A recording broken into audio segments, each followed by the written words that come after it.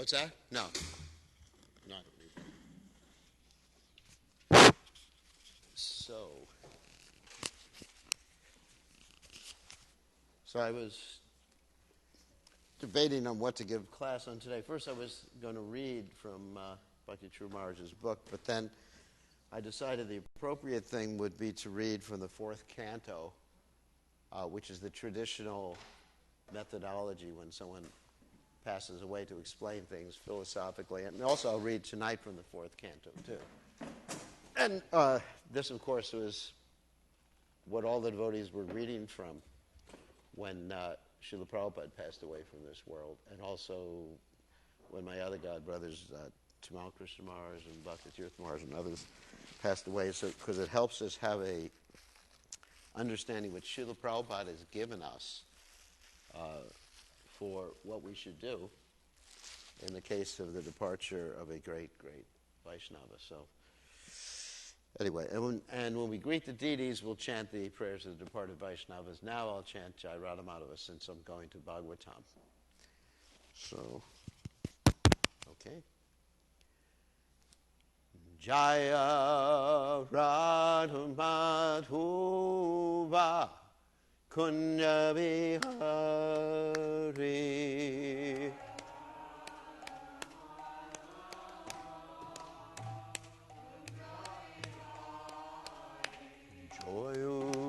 Radhamadhuva Kunya Vihari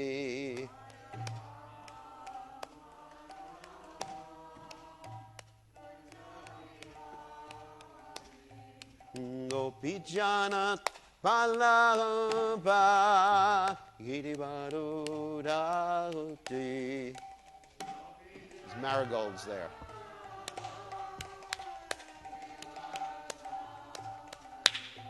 Gopinana Palava Girivarudauti.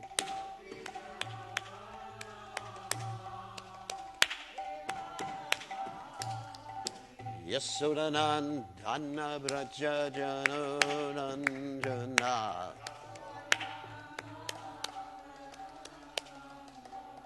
Yasodanandana Braja Janoranjana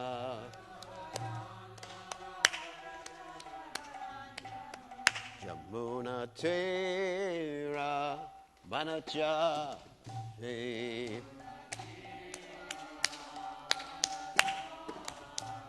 Yamuna Tera Vanachate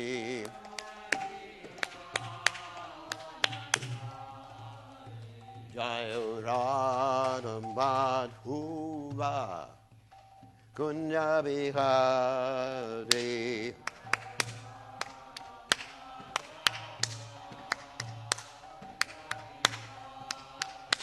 Jaya Radhamadhuva Kunya Vihari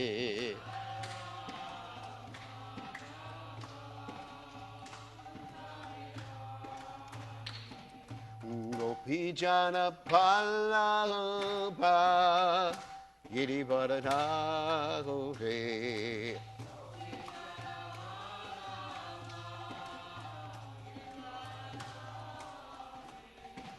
Gopijana Palava Girivaradhagore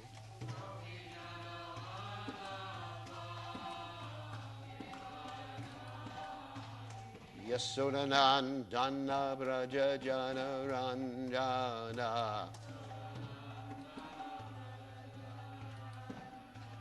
Yasodanandana Braja Janaranjana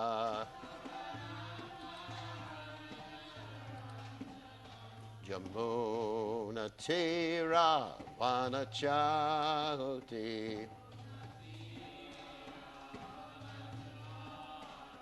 Yamuna Tera Vanachate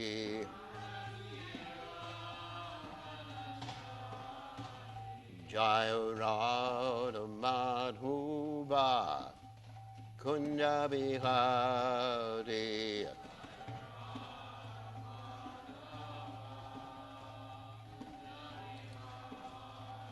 Jayrad Umadhuba Kunda Vihati.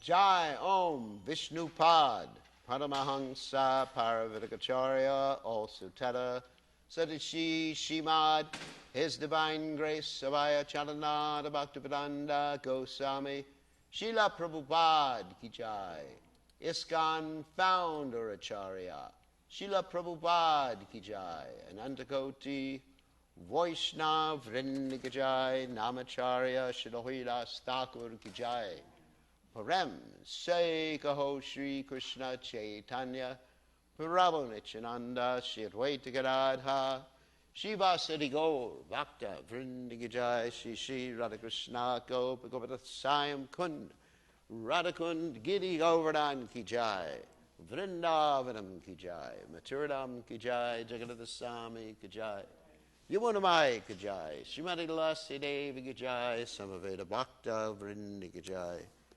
Gaur Premananda Hari Hari Bol. All glories the assembled devotees, all glories the assembled devotees, all glories the assembled devotees. All glories to Shri Guru and Gauranga, Srila Prabhupada Ki Jai.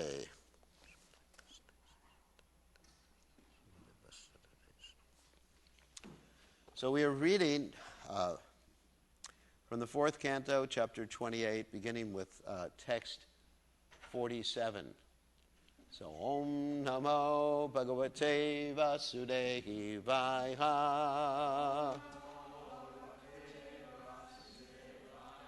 Om Namo Bhagavate Vasudevaya.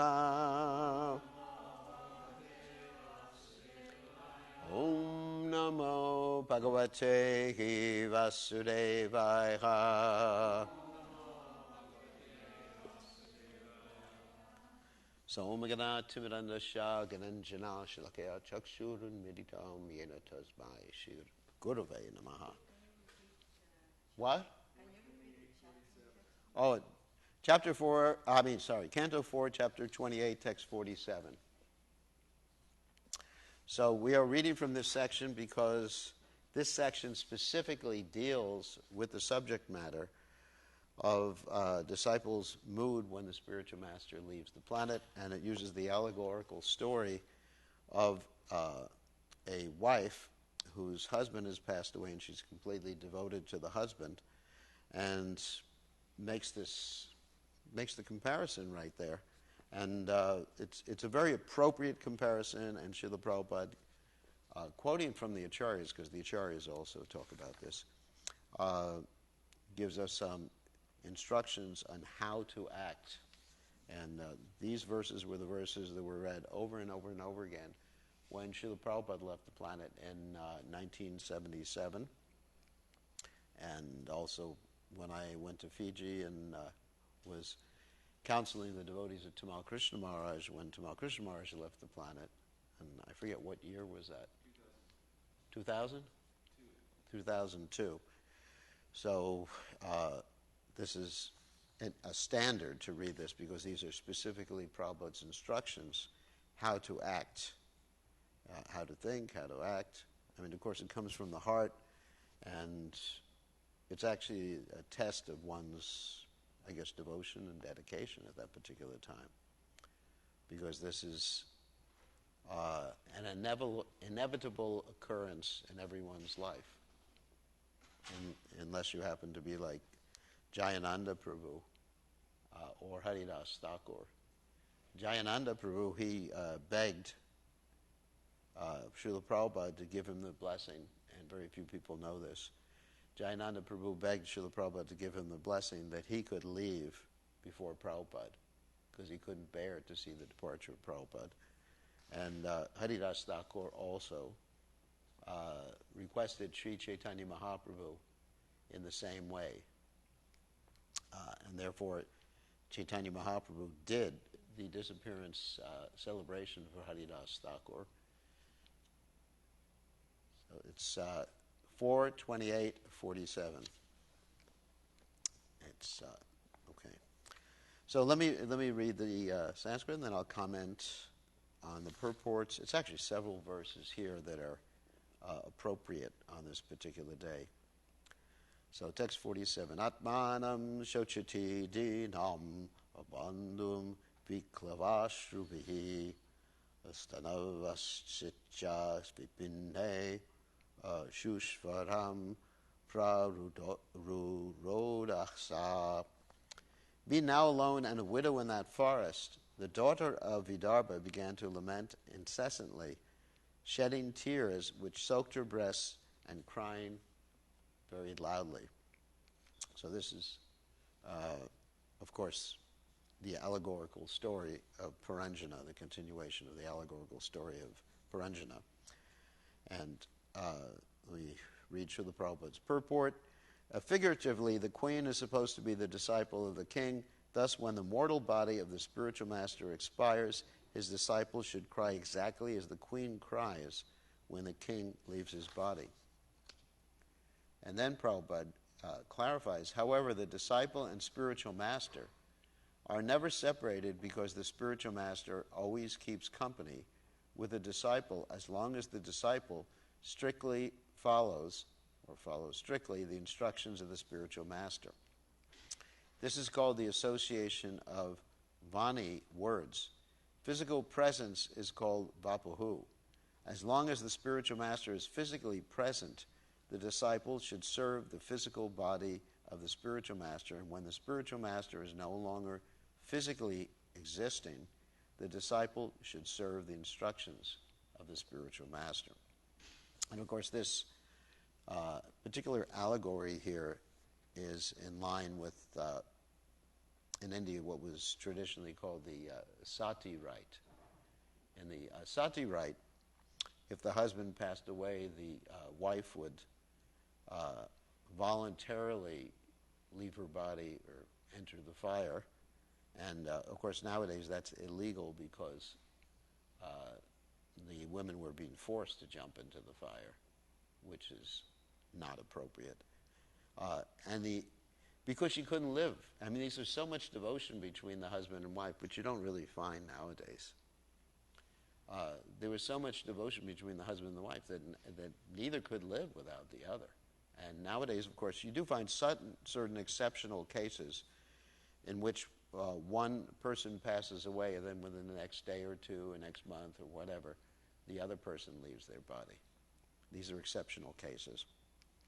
And in the case of the Pandavas, when King Pandavas and Kunti and Madri, when Pandu passed away, it was decided that Kunti would remain alive because she had the mission of her husband to accomplish, and the mission of her husband was to take care of the 5 Pandavas. Whereas Madri would not have been able to take care of that particular mission because she was partial to her sons, because there were, of course, 2 wives of Pandu. That was Madri and Kunti. And Kunti treated, actually, Nakula and Sahadev, the sons of Madri, actually practically better than her own sons. So, because she had the right attitude. So this is an important comparison. Because she had the right attitude, she stayed in this world and Madri left with Pandu. So this is, but as I said, this sort of devotion you don't see in married relationships so much in this world anymore, except in exceptional cases. So, as Prabhupada is commenting here, that one's life, for example, those of us who are initiated by His Divine Grace Srila Prabhupada, our lives are actually dedicated to Prabhupada's mission. I could say for my own self that there's no purpose in life unless serving Prabhupada's mission. I don't have any other purpose. I couldn't think of another purpose. Certainly to eat and sleep, and of course sannyasi don't mate. To eat and sleep, what's the use of it if it's just eating and sleeping? Eating and sleeping just for surviving. As Bhagavatam says, what's the use of a long life like the trees who live sometimes 5,000 or 10,000 years, like the Prabhupada would comment about the California redwood trees that are so old and so big that they actually can dig tunnels through the trees and cars go in both directions. So what's the use? Or Bhagavatam also mentions about bellows. Bellows meaning something that the people, the blacksmiths, used to use when they made horseshoes, bellows, a pump. So a pump breathes. And the Bhagavatam also says the beast eat and discharge semen. So what's the use of such a life unless there's an actual purpose? And so we thank Srila Prabhupada and those of you who are initiated by Bhakti Chumarj or other spiritual masters can thank your spiritual master for giving you a purpose in life. Otherwise, if you think it's purposeless. Like Shakespeare said, what, life's a poor player who struts and frets his time upon the stage and then is heard no more. Or you can become like an existentialist who think, basically there's no purpose in life, right? Or you make your own purpose. I mean, sometimes the existentialists say, you make up your own purpose, and whatever purpose you make up is just as good as anyone else's purpose. Or you could become an Epicurean or follower of Charvaka in India, beg, borrow, or steal, but get yourself some ghee. Or Epicurean means eat, drink, and be merry. I mean, that is the purpose of hogs and dogs, basically. And human beings who act like hogs and dogs are worse than hogs and dogs because they have more abilities, right? If someone acts stupid and they're actually intelligent, unless they happen to be an avaduta, then that's not appropriate. So anyway, our spiritual master has given us a purpose in life, something to live for, something to focus on, something to wake up in the morning and be enthusiastic about. Just like I was thinking this morning, we wake up in the morning, I'm enthusiastic, I go to the temple and Mangalarti and everything like that. And if Prabhupada hadn't done that, I mean, why would I wake up? Isn't it? I mean, what's the reason for waking up? I mean, you wake up so you can go to work, or you wake up so you can go to school, you wake up so you can, I don't know, why would someone wake up? Better to sleep. Of course, that's ignorance. But I mean, in any case, what's the impetus? The impetus, of course, in the material world is the mode of passion, where it wakes up for the proverbial carrot that's being held out in front of him, like the donkey and the carrot. That's the impetus. But when you have a higher purpose, that's transcendental goodness. You can just actually think every day it's the same purpose. It's really nice. Not today I'm waking up because I get a new computer. Or tomorrow I'm waking up because I get to go to the beach. I'm waking up early. We get to go to the beach and go swimming on July 4th and risk my life without social distancing, isn't it? So these are crazy purposes. I mean, at least passion, you do have some day-to-day purpose. So, anyway, we thank Srila Prabhupada and those of you who are initiated by Bhakti Chumarj or other great devotees. We thank our spiritual master for giving us this reason for living. Very important. So, when the spiritual master passes away, we concentrate on that reason for living. That keeps us going. Otherwise, what's the meaning of life? When Prabhupada passed away, of course, all of us basically collapsed and were crying. And then many of us, or perhaps the majority, thought, what do we do? That's the question. After the grief period, what do we do? And so the spiritual master, while he's with us, he draws us to him in a mood of devotion like Bhakti True Maharaj did. That's one of the spiritual master's duties, is to draw, not simply give instructions, but to draw the disciple. And during the final pastimes of Bhakti True Maharaj, we see that he was really drawing everybody's attention to him. And Prabhupada did the same thing. Bhakti Tirtha Maharaj did the same thing. And of course, Tamal Krishna Maharaj, he passed away very suddenly. So that's a different type of pastime. But in any case, one can actually see Krishna's hands in the way that the spiritual master passes away. There's a reason for that. Some rascals may criticize and say, this is suffering, or it's karma. This is nonsense. It really upsets me when people say these things about a great devotee passing away, because even neophyte devotees don't suffer from karma. What to speak of great devotees who are simply daivam prakritim ashrita, as Bhagavad Gita says, Mahatmanas tu mam partha daivam prakritim ashrita, bhajantinanya manaso, gatva bhutadam aviyam. It says the devotee is engaged in the internal potency. Mahatmanas tu mam partha daivam prakritim ashrita. He's taken shelter of Krishna's internal potency. How do we know that? Bhajantinanya manaso. He doesn't have any other activity than worship or serving Krishna.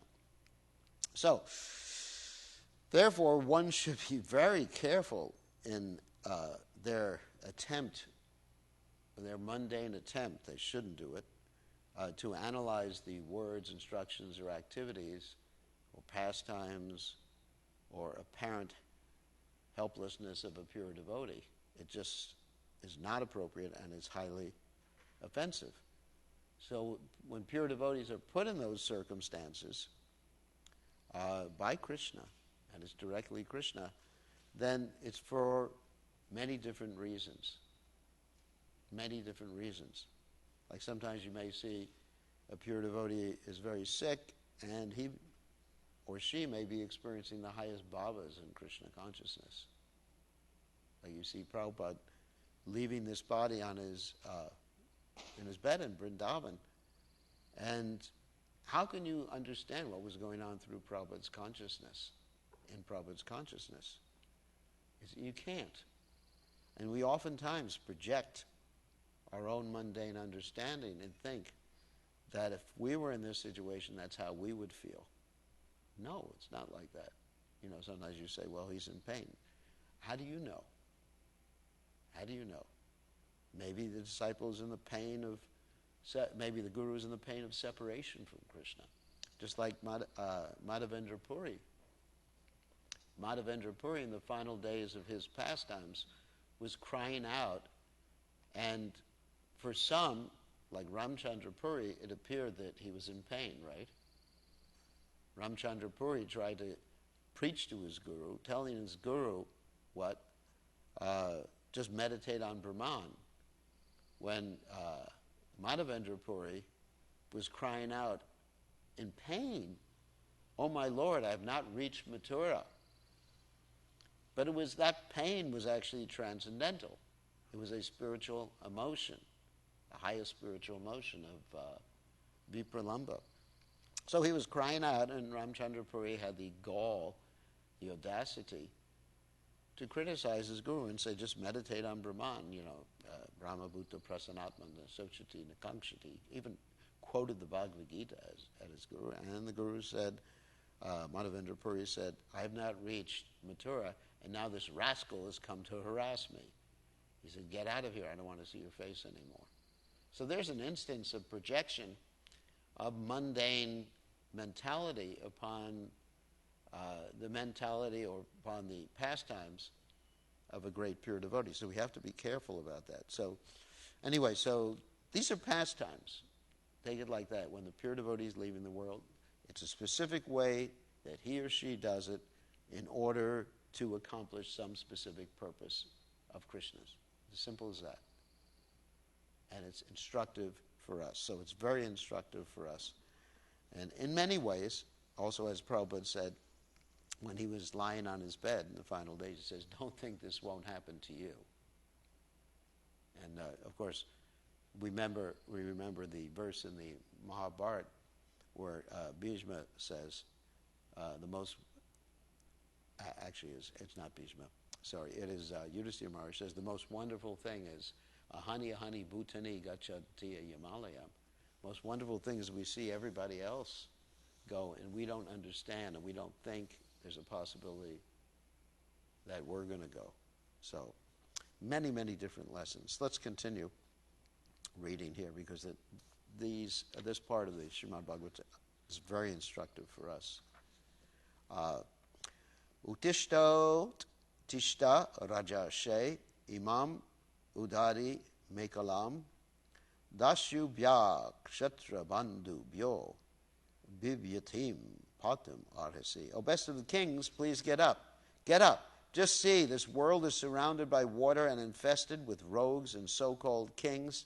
This world is very much afraid, and it is your duty to protect her.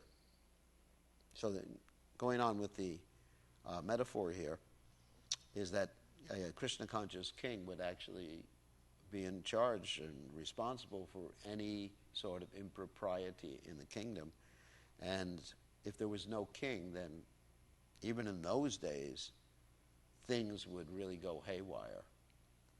Like in the case of, even when Vena was killed, things went really crazy in the kingdom. So there has to be a king or a proper president or proper executive head, Prabhupada would say an executive head, to make sure that everything is going well. So the same thing happens when a great devotee passes away, unless there's others to make sure it doesn't happen. And it certainly happened to a certain extent when Srila Prabhupada left this world, which is ISKCON history. So purport. When an acharya comes following the superior orders of the Supreme Personality of Godhead or its representative, he establishes the principles of religion as enunciated in Bhagavad Gita. Religion means abiding by the orders of the Supreme Personality of Godhead. Religious principles begin from the time one surrenders to the Supreme Personality of Godhead. It is the Acharya's duty to spread a bona fide religious system and induce everyone to bow down before the Supreme Lord. One executes the religious principles by rendering devotional service, especially the 9 items like hearing, chanting, remembering. Unfortunately, when the Acharya disappears, rogues and non-devotees take advantage and immediately begin to introduce unauthorized principles in the name of so-called swamis, yogis, philanthropists, welfare workers, and so on. So this is the danger that has to be avoided, because when Prabhupada was on the planet, many people were dependent on his physical presence, and when Prabhupada was not on the planet anymore, they had not grabbed on to the instructions of Prabhupada, which is very important, most important actually. Prabhupada said the physical presence is not permanent of any of us, but to speak of the acharyas. And so we need to grab on to the instructions and the example these great devotees set during their pastimes. And if we don't, we had many devotees of Srila Prabhupada leave because they had not understood Prabhupada. It was more of a, let's say, sentimental following of Srila Prabhupada. So when the Acharya disappears, rogues and non-devotees take advantage. And Prabhupada said, actually, human life is meant for executing the orders of the Supreme Lord, and this is stated in Bhagavad Gita in the 9th chapter, text 34. Manmana bhavamad bhakto madhyajimam namaskuru mame vaishyasi yuktvaevam atmanam madparayana. Engage your mind always in thinking of me, and become my devotee, offer obeisances and worship me. Being completely absorbed in me, surely you will come to me. The main business of human society is to think of the Supreme Personality of Godhead at all times, to become his devotees, to worship the Supreme Lord and bow down before him. The Acharya, the authorized representative of the Supreme Lord, establishes these principles, but when he disappears, things once again become disordered. So it is our And, of course, the disciples of Bhakti Maharaj's responsibility to make sure that things do not become disordered in his Sangha. The perfect disciples of the Acharya try to relieve the situation by sincerely following the instructions of the spiritual master. At the present moment, practically the entire world is afraid of rogues and non-devotees. Therefore, this Krishna conscious movement has started to save the world from irreligious principles. Everyone should cooperate with this movement in order to bring about actual peace and happiness in the world. Prabhupada, of course, is also making indirect reference to what happened to his spiritual master's organization after he left the planet. After Srila Bhaktisiddhanta Saraswati Thakur left this world, what happened is that there was an immediate, not immediate, yes, it was practically immediate desire to do something which was against the order of Bhaktisiddhanta Saraswati Thakur, which was to appoint an acharya to vote. Actually said acharya cannot be voted in. Acharya is someone who is self-effulgent, recognizable immediately by everyone, like Srila Prabhupada was and like Bhakti True Maharaj is. So, and therefore, there was voting, and then one acharya had some difficulty, and another acharya had some difficulty, and then there were court cases, who was in charge of what, or how many mouths or temples the people were in charge of, and then basically it disintegrated.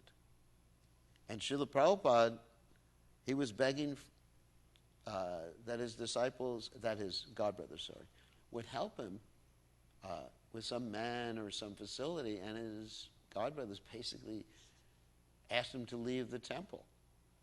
What to speak of giving him facility. They gave him 2 or 3 dhotis or something like that and asked him to leave the temple, even though he was taking such a humble position, willing to actually edit his godbrother's newspaper, his Krishna conscious newspaper. He just was asked to leave. And then Prabhupada had to do everything on his own. So for this particular point, this very much strikes Prabhupada in the heart. And we also had so many struggles when Srila Prabhupada left this world, and it took a lot of determination and even some political action to rectify things in the movement. That's the whole history of ISKCON. So we can learn, as they say, if you don't study history, you're going to repeat things. So we should learn from these things that, yes, now is the moment. If our spiritual master passes away, just take a vow. I'm going to dedicate my life to his desires. And then there's no separation. Like Prabhupada would often say that he was never separated from his spiritual master. He was always with his spiritual master, Srila Bhaktisiddhanta Saraswati Thakur. So we'll read a little bit more. Evam vilapanti bala vipane nugata patim patita patior bartu rudat yashun yavar tayat. That most obedient wife thus fell down at the feet of her dead husband and began to cry pitifully in that solitary forest. Thus the tears rolled down from her eyes. And Prabhupada comments that just as a devoted wife becomes afflicted at the passing away of her husband, when the spiritual master passes away, the disciple becomes similarly bereaved. And this the last verse we'll read is this one. Chitim daru mayam chitva tasham patyu kalevaram adipya chanumarane vilapanti manodade. She then prepared a blazing fire with firewood and placed the dead body of her husband upon it. When this was finished, she lamented severely and prepared herself to perish in the fire with her husband. And Prabhupada explains what I did explain previously, is the long-standing tradition in Vedic system that a faithful wife dies along with her husband. This is called Saha Marana. In India, this system was prevalent even up to the date of the British occupation. At that time, however, a wife who did not wish to die with her husband was sometimes forced to do so by her relatives. It's very cruel. Formerly, this was not the case. The wife used to enter the fire voluntarily. The British government, this is because of intense love. I mean, love is actually the strongest force in this world. As we were talking about the Lalita Madhava the other day, in that particular story, when Krishna left Vrindavan, the gopis couldn't bear to live without him, and their mood was elaborated in this allegory of the Lalita Madhava, where they jumped in the Yamuna or jumped off of Govardhan Hill. The British government stopped this practice, considering it inhumane. However, from the early history of India, we find that when Maharaj Pandu died, he was survived by two wives, Madri and Kunti. The question was whether both should die or one should die. After the death of Maharaj Pandu, his wives settled that one should remain, the other one should go. Madri would perish with her husband in the fire, and Kunti would remain to take charge of the 5 Pandava children. In other words, she had the mission of her husband. Even as late as 1936, we saw a devoted wife voluntarily enter the fire of her husband. As I said, this is not something that should be done unless someone has so much devotion they're going to die anyway. I mean, this is actually the devotion that one should have, at least spiritually. This indicates that a devotee's wife must be prepared to act in such a way. Similarly, and this is the important section, a devoted disciple of the spiritual master would rather die with the spiritual master than fail to execute the spiritual master's mission. As the Supreme Personality of Godhead comes down upon this earth to reestablish the principles of religion, so his representative, the spiritual master, also comes to reestablish religious principles. It is the duty of the disciples to take charge of the mission of the spiritual master and execute it properly. Otherwise, the disciples should decide to die along with the spiritual master. In other words, to execute the will of the spiritual master, the disciples should be prepared to lay down his life and abandon all personal considerations. And there's more that we can read about maybe this afternoon during this afternoon's program. So the point is, one needs to understand the mission of a great devotee like Bhakti Chumaraj. What is his mission? I mean, personally, I can comment on a few things that are applicable, and I'm sure the disciples can think of other things. But to me, what stands out, I guess more than anything else, is his attitude of Vaishnava etiquette. And as Prabhupada said, that when he was asked about the quality of his disciples, he said that his disciples were perfect gentlemen and perfect ladies. So I would say that basically amongst all the disciples of Srila Prabhupada, that Bhakti Chumaraj was the most perfect gentleman that I've ever seen. I mean, I certainly cannot ascribe that quality to myself. I am pretty rough around the edges, I know that. But Bhakti Chumaraj, I mean, just very high-class gentleman. And, etiquette, ready to serve the devotees, understanding what Gopi Bharta Padakamala, Dasa Dasa Dasanudasa, understanding that he was a servant of a servant of a servant of the Lord. This is the perfection of spiritual life, to understand that you're a servant, because that's our nature. In fact, did this go off again? Let me just do something, not with the computer. I should have left that on. Anyway, it's recorded on Mayapur TV. It's important that it's there. So, the problem with that it always tries to update. I have to set it so it doesn't update the computer. So, getting back. So, Bhakti Chumaraj showed the topmost example of being a perfect gentleman and serving the other Vaishnavas. As during our memory ceremony or memory class last night, we find that many devotees had the memory that, like Mother Urmila, she stated that when she saw Bhakti Chumaraj in the airport near Calcutta, he arranged everything for them. Or the devotees who went on pilgrimage with Bhakti Chumaraj also experienced that particular mood. So this is a continual theme that I heard. Serving the other Vaishnavas and being a perfect gentleman. And another aspect that I perceived, and a lot of people perceived, was that Bhakti True Maharaj was always dedicated to serving Prabhupada's mission. As it's mentioned here, that the devoted disciple serves the mission of the spiritual master.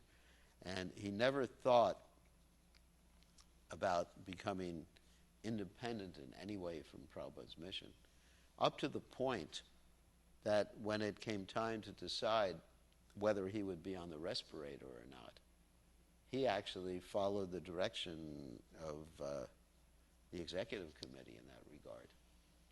Whew. I mean, that particular thing, you know, some people say, well, the executive committee should not have asked him to do that, etc., like that. But he voluntarily, he wasn't forced.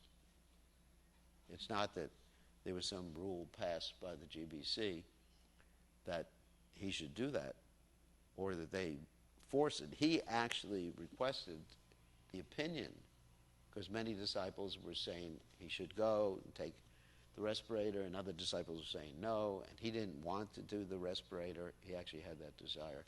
But he actually said, well, let's hear what my godbrothers say. So he showed himself to be the most cooperative and dedicated to Srila Prabhupada's ISKCON.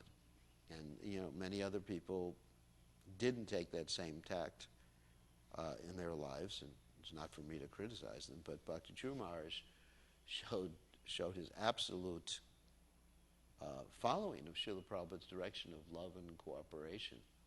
Imagine that. I mean, that's a very hard thing. I was thinking of myself, you know, I have my particular directions, and I'm thinking, you know, I want my directions stuck to, no matter what. But Bhakti True Maharaj, you know, I had, of course, healthcare, power of attorney, which I mentioned last night. Bhakti True Maharaj was my healthcare power of attorney. Now I got to find someone else to do that. So that's how much I trusted him. So even that one decision displayed his absolute dedication to Srila Prabhupada. So we have to end right now. Thank you very much. All glories to His divine grace. Srila Prabhupada Ki Jai. Bhakti True Maharaj Ki Jai. Let me get this set up again.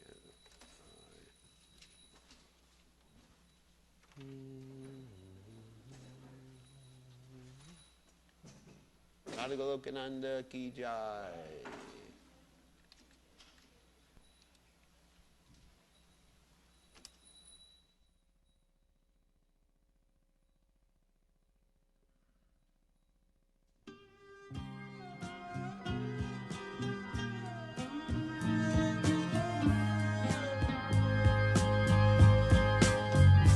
Govindam Adi Purusha